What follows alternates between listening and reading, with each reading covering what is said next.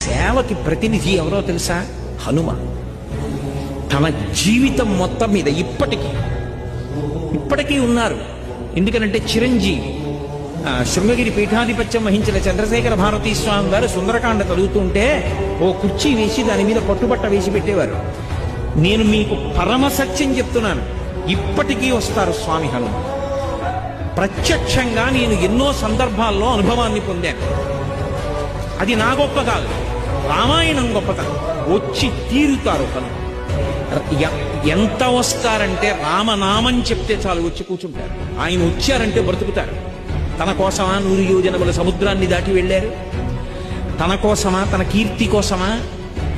పరులకు ఉపకారం చెయ్యడం తప్ప తన జీవితంలో తన కోసము అని తానొక పని చేసుకున్నారు హనుమ అని ఆయన జీవితం మొత్తం మీద నాకు చూపించండి. జీవితం మొత్తం మీద తన కొరకు అన్నది ఒక్కటి.